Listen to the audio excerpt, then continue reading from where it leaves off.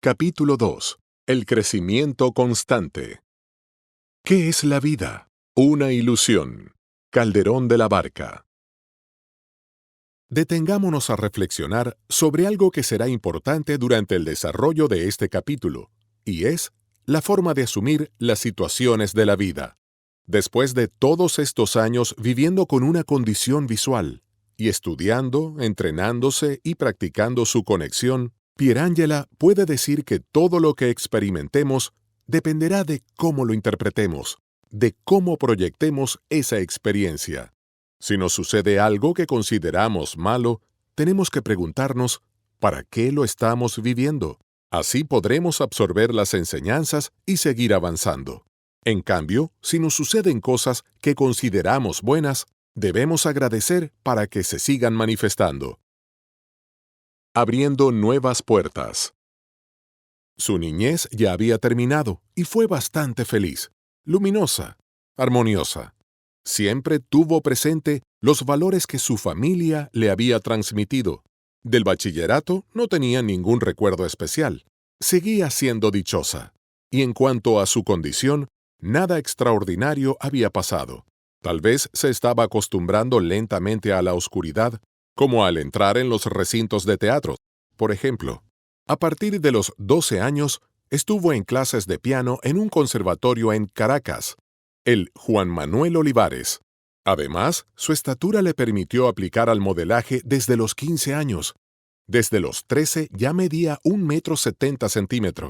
En cualquier actividad que había dentro del colegio que implicara una tarima o actuación, estaba de primera. Era algo que le encantaba y hacía con total agrado.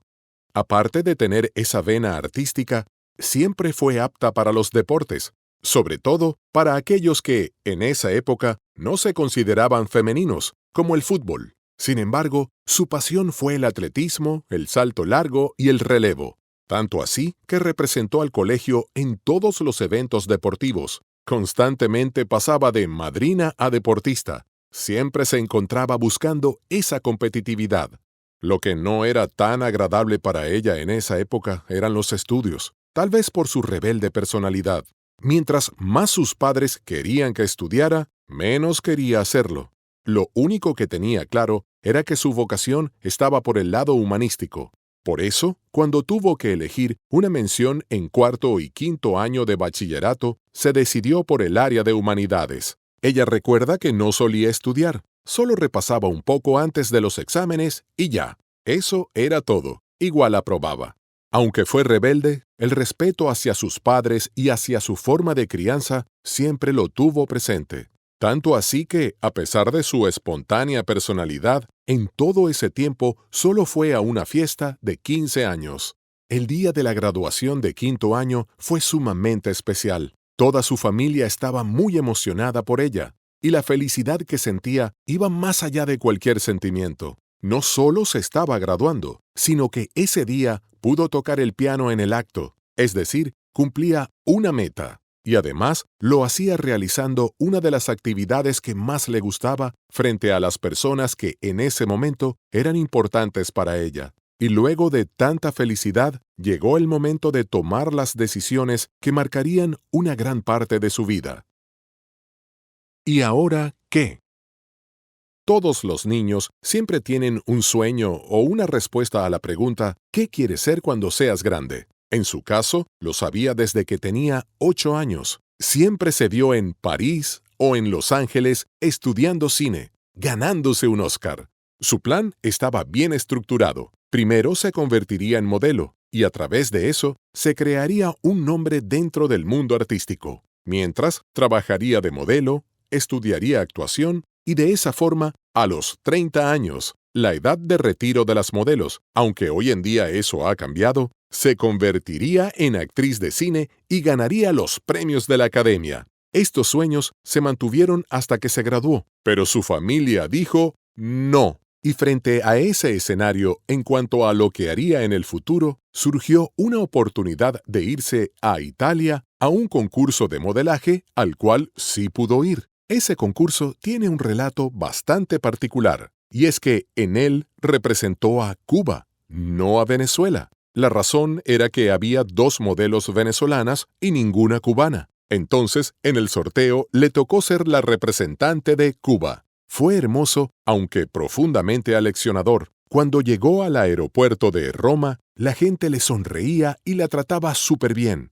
En ese momento no entendía la razón, hasta que alguien le contó que la noche anterior se había hecho la votación a través de llamada telefónica y ella había salido ganadora del concurso. Eso la llenó de muchísima felicidad y de orgullo. Significaba que sí podía triunfar en ese ámbito. Aunque no ganó el concurso presencial, conoció en Italia a directores y a equipos de producción de la RAI, una televisora italiana. Se convirtió en amiga de casi todos, y ellos le dieron un consejo muy bueno que se refería a lo difícil que es triunfar en el modelaje, que primero intentara en la televisión, ya que dentro del modelaje se veían muchas cosas que ella, al venir de una familia bastante tradicional, tal vez no aceptaría. Uno de los directores le propuso un contrato para participar en un programa en el canal, pero su nonna, que estaba ahí presente, les dijo que no. El director y su esposa le dijeron que la cuidarían como su hija. Ella tenía enfrente la oportunidad de su vida a corta edad. En su mente soñó. Más bien voló durante unos segundos. Pero su nonna dijo, no, ella debe estar con sus padres. Pierangela era rebelde, pero a la vez, en estos casos, sabía quedarse tranquila. Hoy puede verlo claro. Sentía miedo. El miedo es nuestro mayor enemigo cuando no lo usamos a nuestro favor. El miedo forma parte de ese ego que, si no nos hacemos conscientes de él, nos paraliza. Y así perdemos grandes oportunidades en nuestra vida. Esto forma parte de uno de sus aprendizajes. Pero eso no fue todo, sino que también le salió un contrato con el cual le proponían ser modelo por 3 meses en Grecia y luego de ese tiempo establecerse en Milano. Le parecía una oportunidad estupenda. Pero su nonna se opuso y llamó al padre de Pierangela. Él siempre sabía la manera de convencerla, de decir esas palabras indicadas para hacerla recapacitar, además de hacerla entrar en razón con una propuesta que le hicieron luego y que te contaremos más adelante. En esos días, su mamá ni siquiera le hablaba por teléfono. Estaba molesta. Alegaba que ella solo iba por un concurso, no por ver la posibilidad de quedarse en Europa. No quería a su hija lejos, y esta situación le hacía sentir muy mal. No entendía por qué su madre no comprendía que ese era su sueño, que lo tenía dentro de sí. Además, la vida le estaba presentando la oportunidad sin hacer mucho esfuerzo. En su mente de adolescente, se preguntaba por qué no podía ser más fácil para ella comprender. Deseaba que su familia fuese su cómplice y disfrutaran con ella su alegría, su éxito, porque en ese momento, siendo tan joven, ya estaba recibiendo un gran logro, la oportunidad por la cual trabajan miles de chicas y nunca llegan siquiera a estar cerca de estos personajes para que las tomen en cuenta y ver si optan por una oportunidad. Ella la tenía ahí, justo enfrente, tan cerca y a la vez tan lejos. Estaba triste por la falta de apoyo. Todo esto se sumó a mis miedos. Pero luego te cuento la verdadera reflexión y aprendizaje que había detrás. En este momento, puedo decirte que ha sido uno de mis grandes aprendizajes de vida. Nunca desperdicio una oportunidad.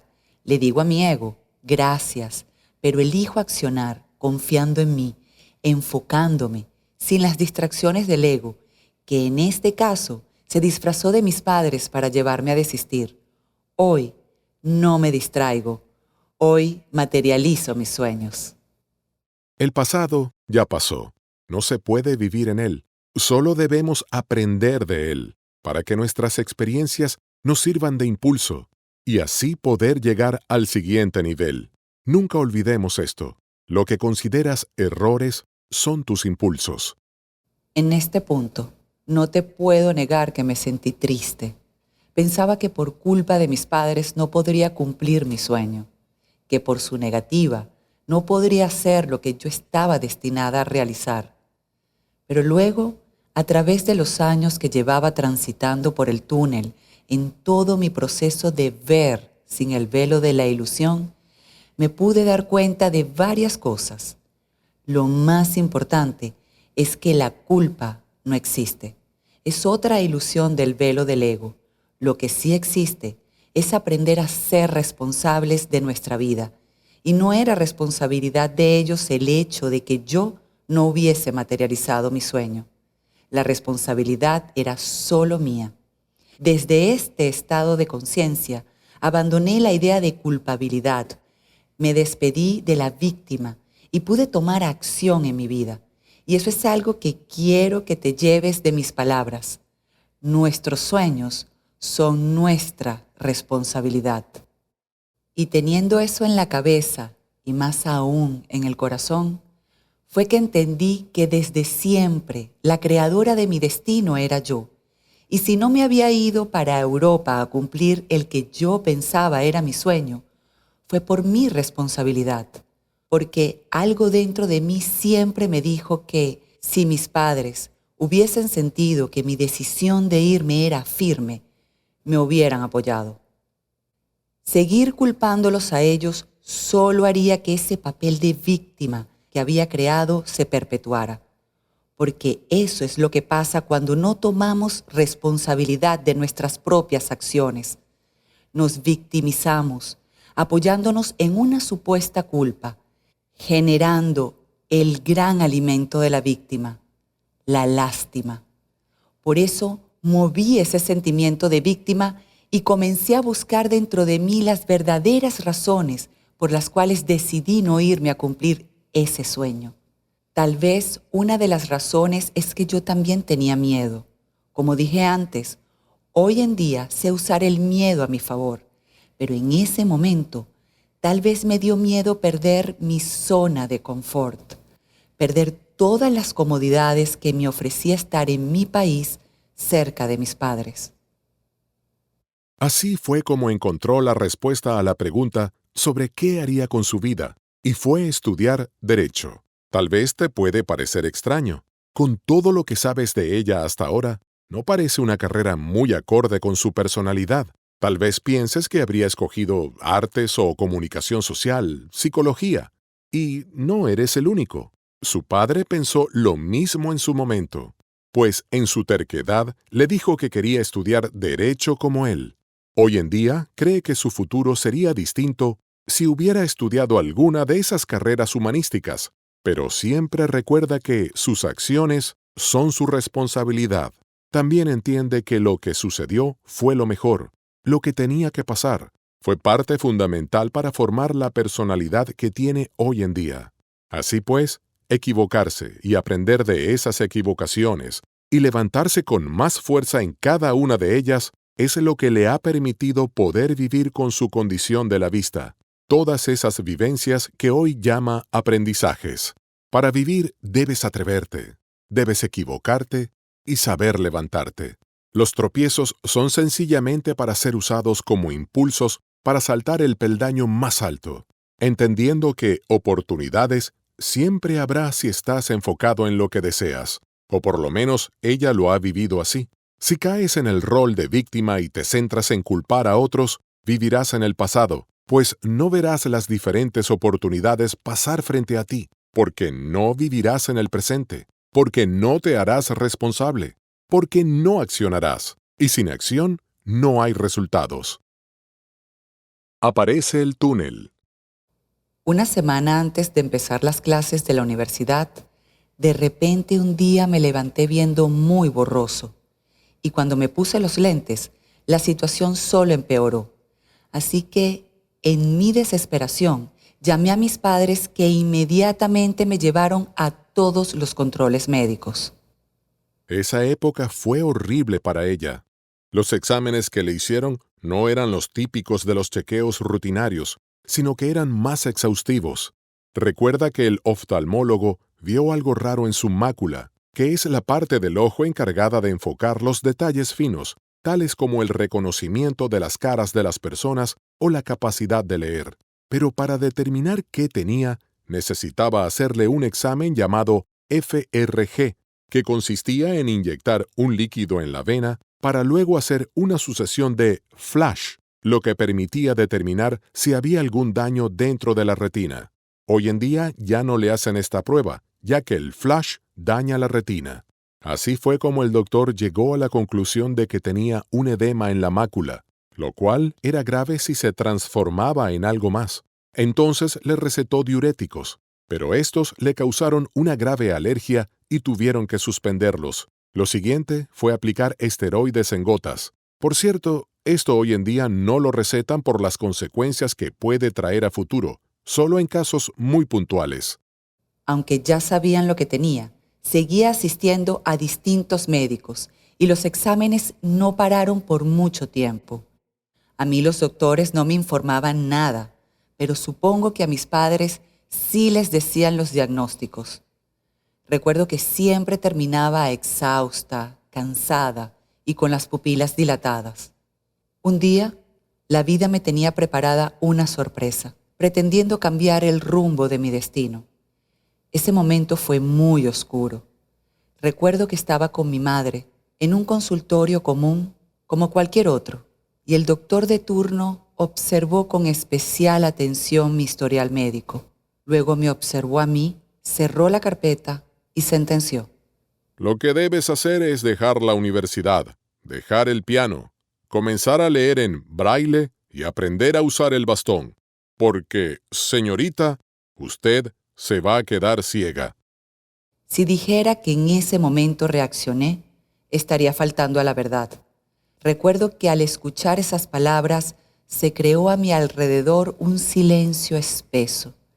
Casi se podía tocar con las manos. Este silencio solo estaba dentro de mí. Inerte veía al médico que seguía hablando a mi madre y esta muy atenta le respondía, pero en mi interior todo se estaba poniendo oscuro. Era como la sensación de estar muerta en vida. Vi un futuro donde yo perdía la visión. Al mismo tiempo recordé todo mi pasado, todos mis sueños, todo lo bueno que quería y que ya tenía. Justo en ese momento tomé una decisión. ¿Recuerdas cuando al principio de este capítulo te dije que lo importante es cómo afrontes los retos? Te lo decía justo por este evento. Cuando tomó de nuevo conciencia, le gritó al médico que no se iba a quedar ciega. Manoteó las cosas de su escritorio y salió corriendo por toda la clínica. Lloraba y repetía una y otra vez que no se quedaría ciega. Cuando su madre logró alcanzarla, le pidió que se tranquilizara. Mamá, ese médico está loco. El que está ciego es él. Yo no me voy a quedar ciega y no quiero que esto se hable más nunca en la casa.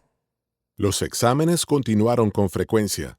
La llevaron a Colombia, Estados Unidos, España, Italia, en el intento de conseguir más explicaciones médicas para su caso. Al resignarse, los exámenes empezaron a espaciarse. Es lo que hoy llama soltar y confiar plenamente. En ese momento no sabía de herramientas espirituales ni de coaching, pero de forma instintiva, escuchando la voz de su esencia, lo hizo. Soltó y confió. Me rendí ante la voluntad de Dios, ante su creación, que es también mi creación. Acepté lo que estaba viviendo para volver a elegir. Eso hice. Y me enfoqué en lo que deseaba, en lo que tenía en mi presente, no en lo que posiblemente dejaría de tener. Esto es vivir el aquí y el ahora. El pasado ya pasó. El futuro está por venir. El presente es el regalo que tienes para construir tu destino, para crear ese futuro. Así que todo se encuentra en este instante, que es lo único real que tenemos. Así lo hizo Pierangela. ¿Y sabes qué? Funcionó. A veces suele recordar una frase que dice, la sinceridad sin empatía solo es una forma de crueldad. Y tal vez hoy en día entiende que ese médico no lo decía con maldad. Tal vez solo quería prepararla para un futuro posible, pero no definitivo. Al enterarse de lo ocurrido, una tía suya, que también es médico, dijo que ese doctor, en definitiva, era quien estaba ciego, que es bien sabido que en la medicina 2 más 2 no es necesariamente 4. Muchos pacientes terminales se han salvado, como también hay otras personas con diagnósticos menos graves que lamentablemente han fallecido. Todo depende de cómo se tomen las situaciones de la vida. Yo me apoyé en las inmensas posibilidades que la vida me podía ofrecer, en la pasión por alcanzar mis sueños, en mi capacidad. Confié en mí y en Dios. Esa fue mi forma de tomar lo que la vida me ofrecía. Agarré todo el miedo y la confusión para convertirlos en mi nuevo motor de arranque, demostrándome que yo era mucho más que un diagnóstico o una patología, manifestando el ser que realmente soy, lejos del velo de la ilusión, un ser ilimitado e indetenible. Un lugar feliz. El edema en la mácula duró un mes, es decir, cuando comenzó la universidad veía borroso, pero eso no le impidió asistir. El primer día eran un montón de chicos que no se conocían, pero impregnados de sueños y ganas de aprender. Ese mismo día conoció a mucha gente importante para ella, a las que serían sus amigas dentro de la carrera y al que sería el padre de su hija. El cómo es bastante curioso. El primer día, después de ver las primeras horas de clase, con el grupo al que se había unido, se fue al cafetín. Eran alrededor de 10 mujeres súper jóvenes todas. Ella, por ejemplo, tenía 17 años. Y en ese mismo sitio había otro grupo de aproximadamente 10 chicos. Entre ellos, había uno que le pareció extremadamente atractivo. Sí, con la vista borrosa y todo, se enfocó en él y digamos que fue un flechazo a primera vista. Ellos 10, ellas 10, jóvenes y con las hormonas al máximo. Comenzó el flirteo, unos silbidos, ellos gritando que se acercaran y cosas semejantes. De repente le hicieron llegar una carta. Era justamente del chico que había visto anteriormente. La carta decía algo como que, desde que te vi, tu rostro quedó grabado en mi almohada. O algo así. Las cosas cursis que uno escribe a esa edad. Después de leerla, dijo en voz alta, Si eres tan valiente de enviarme una carta, ven y siéntate aquí. y así lo hizo. Desde ese día comenzaron a hablar, y fue tanta la conexión que, como dijimos anteriormente, él terminó siendo el padre de su hija. En ese momento, él tenía 20 años. La universidad fue una etapa muy divertida en la cual hizo de todo. Manejaba, iba y venía. Además, tuvo mucho éxito porque fue estudiosa. Su condición jamás le impidió hacer las cosas. De hecho, muchas veces sus amigos se olvidaban de que padecía de la vista y bajaban las escaleras muy rápido o cosas por el estilo. Algo que solía pasarle era que se tropezaba a menudo, pero esto jamás se convirtió en motivos de burla para sus compañeros. Antes de que ellos dijeran algo, la primera que se reía de todo lo que le pasaba era ella. Los amigos más allegados a veces le decían Topacio, así se llamaba un personaje de una telenovela que era invidente, pero sin maldad y se reía con ellos. Siempre supo que, como víctima, no ganaría nada. Así que, antes de que se rieran de ella, se reía ella con ellos. En cuanto a los profesores, todos fueron siempre muy comprensivos con las situaciones que presentaba, cosas que dentro de poco te contaremos. De esta etapa académica conserva buenos recuerdos, muchas amistades y aprendizajes valiosos. La gran oportunidad. ¿Recuerdas cuando al principio de este capítulo te comentamos sobre esa forma de convencerla tan especial que tenía su papá? Pues la propuesta que le habían hecho cuando tenía 15 años era que formara parte del Miss Venezuela. Años atrás, Osmel le había dicho a su papá que la quería dentro del Miss Venezuela, y éste había dicho que debían esperar a que ella creciera. Ahora, con 18 años, ya estaba lo suficientemente grande para afrontar el reto, así que fue a los castings y quedó seleccionada. Un sacrificio que tuvo que hacer durante esta época fue dejar el piano. Los estudios no los abandonó. Pudo compaginar el Miss con la universidad, lo cual no fue una tarea fácil. La decisión de abandonar el piano vino dada por la profunda presión que ejercía esta práctica sobre su vista. Si bien su condición jamás se detuvo, no es mentira que la dificultad para ver las partituras hacía que se demorara más en aprenderlas. Así que se preguntó si realmente quería ser concertista de piano y su respuesta fue no, prefirió dejarlo. Todo el tiempo que estuvo en el Miss Venezuela lo sintió sumamente exigente. En esa época las preparaban para todo. Tenían que ser no solamente bellas, sino expresivas, saber cómo cautivar al público, a los medios de comunicación, al jurado. Aunque eran casi unas niñas, les dieron cursos de crecimiento personal, de motivación. En su caso, cuando ingresó al certamen, tenía apenas 1 año de universidad y como ella, muchas de las otras chicas, al parecer, hoy en día entran un poco más grandes. Por eso le parecía un poco fuera de contexto que le pidieran respuestas súper elaboradas a jóvenes que estaban saliendo del bachillerato, o peor aún, que se burlaran de ellas por las respuestas que daban, cuando se sabe que, en Venezuela, las oportunidades de educación no llegan a todos los sectores de la sociedad de forma integral. Los meses previos al concurso siempre son de muchísima agitación. Todo se va entre entrevistas y viajes. En ese tiempo, muchos de los tabloides la ponían como una de las finalistas, otros la apuntaban como la ganadora, pero uno no sabe lo que el destino tiene deparado en sus azares hasta que llega. En esos tiempos lo entendía así. Hoy comprendo que todo forma parte del poder que tenemos para crear nuestro propio destino, el cual va más allá de nuestra conciencia, ya que lleva intrínseco las memorias y creencias limitantes, y no solo las nuestras, sino la de un transgeneracional, y se encuentran alojadas en nuestro inconsciente, formando parte de todo nuestro poder de crear y manifestar. El día del concurso, todo fue un verdadero estrés, pero algo dentro de ella le decía que uno de esos premios indudablemente era para ella, aunque igualmente sentía algo de miedo y de duda. Cuando llamaron a las finalistas, no estaba entre ellas. Había quedado eliminada en la primera tanda. Era algo que no podía entender. ¿Cómo la habían eliminado tan pronto si en todas partes figuraba entre las favoritas del concurso? Pero no fue así, y su sonrisa quedó congelada. Se había petrificado por completo, aunque, frente a todos, asumió los resultados y salió del escenario con dignidad. Pero después de dejar el podio, lloró mucho. Lloró tanto. Pidió que le quitaran el vestido y no quiso salir a saludar a la ganadora.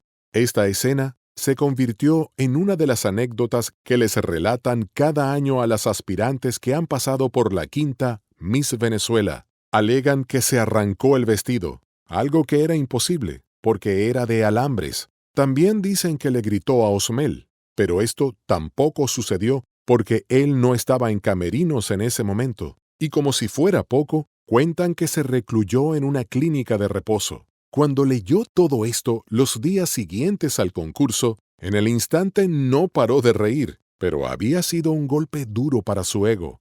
Luego del concurso, su padre se reunió con Osmel para hablar sobre lo que había ocurrido. Al parecer, unos cambios en la forma de elección a última hora habían hecho que ese fuese el resultado, pero eso ya no tenía importancia. Osmel le planteó a su papá llevarla a un concurso de belleza fuera del país. Su argumento era que seguro ella traía la corona porque tenía todo lo necesario, tanto la belleza como la inteligencia. Su padre dijo que no y pensó que si ya esa organización tenía otras finalistas, era porque ellos mismos las habían escogido y sería por algo, y que con ella no contaran. Lo que le llena de alegría aún hasta el día de hoy es que al día siguiente, El Nacional, en la columna del reconocido Aquilino José Mata, la declaró como eterna reina de belleza, y haber recibido todo el cariño de las personas y de los medios que la consideraban la verdadera ganadora fue inigualable. Recuerda que el tema de conversación el día después del concurso era acerca de las ganadoras y el por qué la Marinucci, así la llamaban, no había llegado más lejos, y después de eso desapareció del mundo del espectáculo por un tiempo. En retrospectiva, esa oportunidad no tomada pudo haber cambiado su futuro, porque, tal vez, Osmel sabía algo. No por nada se le considera el zar de la belleza. Si él decía de manera tan convincente que esa corona era de ella, debía ir por ella y traerla, porque en Venezuela siempre se recuerda a las reinas que traen coronas a ese país. Nadie recuerda a las finalistas. En ese momento, no creer en la palabra del experto posiblemente le costó su carrera como Miss, mas no como modelo, en la cual le fue espectacularmente. Estuvo presente en las mejores pasarelas del país. No le faltó invitación a ninguna. Tuvo la oportunidad de desfilar con los mejores diseñadores. La experiencia vivida durante varios años de carrera fue maravillosa. Lo que experimentó en el Miss Venezuela es uno de sus aprendizajes que agradece a la vida el haberlo vivido siendo tan joven, porque aprendió muchísimo y siempre ha estado presente en sus elecciones. Cuando nos dejamos llevar por el ego, ese velo que nubla nuestra mente, no somos capaces de ver la realidad, como me pasó a mí. Pero al conectar con nuestra esencia, nos liberamos de ese velo que busca llevarnos a sufrir en muchas ocasiones y dejamos de vivir en la ilusión para poder ver las verdaderas oportunidades de la vida. Como dije antes, es estar presentes, convertirnos en observadores de nuestra propia vida y desde ahí poder elegir, ya que la elección viene de la esencia que jamás se equivoca. Las decisiones vienen de la mente y con ellas sí pueden haber equivocaciones, porque es el lugar donde habita el ego. Algunos baches en el camino. Dentro de toda esta etapa, existe una historia que, hasta el día de hoy, la deja pensando en muchas de las posibilidades que se obtienen en la vida y la importancia de seguir siempre y de perseverar en los valores hasta el final. Una de las épocas más álgidas que vivió dentro del Miss Venezuela coincidió con la época de presentación de exámenes finales en la universidad. Eso implicaba un gran reto, pero sin importar la circunstancia presente, pudo sacar adelante todas sus materias menos una. Reprobó uno de los exámenes y se sintió devastada. No le quedaba más remedio que ir al proceso de revisión o de reparación, como se le llamaba en aquellos años. Recuerda que justo el día del examen le salió una pauta con el concurso. Al no saber qué hacer, intentó hablar con el profesor de la materia, pero éste se negó rotundamente a siquiera considerar alguna otra opción. Me gustaría aclarar que en la universidad no existía ningún trato preferencial, ni siquiera por mi condición de la vista. Además de que en aquella época no era tan evidente. Mi actitud nunca lo develó, ni por el concurso, aunque los profesores estaban enterados y tal vez en algunos momentos pudieron ser un poco flexibles. Los niveles de exigencia para mí eran exactamente los mismos que tenían los demás alumnos. Ese día fue intenso. Tuvo que salir de la pauta corriendo para la universidad a presentar la prueba que ella sabía tenía pasada. Estaba sumamente segura de eso, pero reprobó. Esto la hirió profundamente.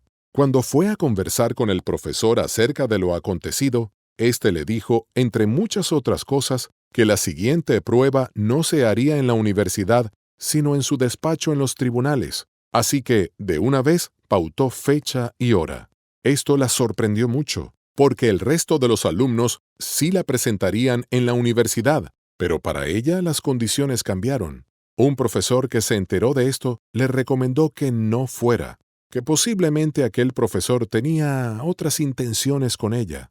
Pero ella, siempre terca, dijo que claro que iba a ir, pero no sola.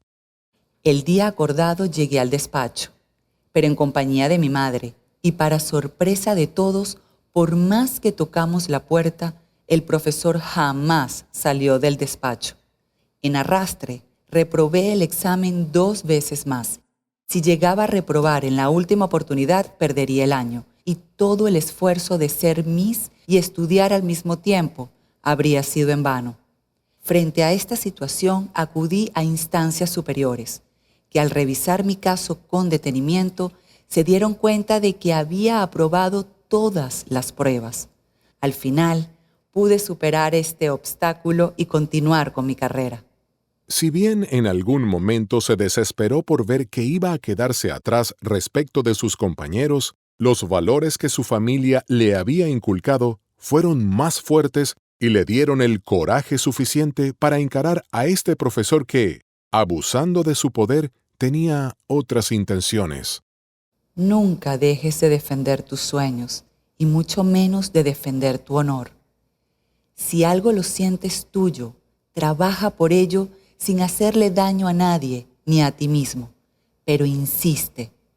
Después de transitar tantas experiencias, si quieres lograr algo, primero debes vivirlo en tu mente, sentirlo, activando tu poder creativo, irá al universo y por ley de atracción se manifestará. Pero debes confiar en ti, en tus sueños y además estar enfocado, sin distraerte. Así es como lo logré yo en esa y otras oportunidades de mi vida. Nunca olvides establecer tus deseos estando en conexión con tu esencia, no con tu ego, para que puedas tener la certeza de que realmente eso es lo que te conviene. Ante todo, actitud. Cuando comenzamos este capítulo te dije que reflexionaras sobre cómo vas afrontando las situaciones de la vida, acerca de la forma en que te enfrentas a lo que pasa a tu alrededor y cómo esto moldea de alguna manera tu futuro. Luego de conocer todas estas historias, quisiera compartirte algo fundamental y es el foco. Mantenernos enfocados en lo que consideramos bueno es lo que nos permite avanzar cada día, porque si permanecemos en las cosas que consideramos negativas, las seguiremos atrayendo y cada vez serán peores. Con el paso de los años, se enteró de que la condición que tiene su vista se llama retinosis pigmentaria, una condición degenerativa. Tal vez aquel día el doctor, sin una sola pizca de simpatía, la mencionó, pero por estar en su burbuja de confusión emocional a causa de la noticia, quizá no escuchó. A los 17 años, cuando la descubrieron, estaba poco avanzada y hasta los 25 o 26 no avanzó nada. Cada chequeo que se hizo durante todo ese tiempo dio como resultado una detención de la condición. Sigo creyendo que todo esto fue así gracias a mi actitud, a mi férreo empeño de seguir siempre hacia adelante y jamás darme por vencida. Ella conoció el caso de una doctora que se enteró de que tenía el mismo padecimiento a una edad muy temprana. Se acababa de graduar en la universidad y estaba apenas comenzando a ejercer, pero su actitud fue llevada por un sentimiento de derrota total. La noticia la paralizó. Es como si se hubiera quedado en esa burbuja de silencio y oscuridad. Colgó su bata y en menos de un año ya había perdido la vista por completo. La actitud de esta doctora no es reprochable. Una noticia como la que recibió a tan temprana edad paraliza a cualquiera. Creo que es como cuando le dicen a alguien que tiene cáncer. Depende de la conexión con nuestra esencia para lograr reconocer nuestro poder ilimitado y así trascender cualquier restricción física que el ego pretende mostrarnos.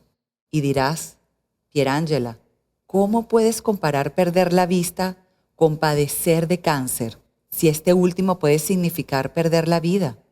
La vista es solo uno de los 5 sentidos. Cuando pierdes lentamente la vista, vas perdiendo la forma de percibir, de reconocer hasta ese momento. Es como tener que crear de la nada una nueva forma de vida en un mundo que es el mismo, pero que ya no te pertenece de la misma manera. Es ir muriendo lentamente para volver a nacer. Y créeme, ese morir es un proceso muy duro. Mueres en vida, porque muere quien fuiste hasta ese momento. Es desprenderte de todo lo que eres, y si eliges vivir, Si eliges enfocarte en el presente, si eliges soñar, entonces renaces, pero es como volver a nacer, porque no serás quien eras antes, serás otro, con una nueva vida dentro de una percepción bastante diferente. Así lo siento, así lo viví. Y muchos podrán decir que lo esencial es invisible a los ojos, y hoy en día estoy totalmente de acuerdo con ello, pero en aquella época mi mayor deseo era ver a esos amigos nuevos, a esos concursos de belleza, ver al padre de mis hijos, a mis hijos, ver un futuro mejor. Aunque hoy, teniendo la condición más avanzada, te puedo decir que sí disfruté plenamente de todo aquello. Me gustaría confesar dos cosas.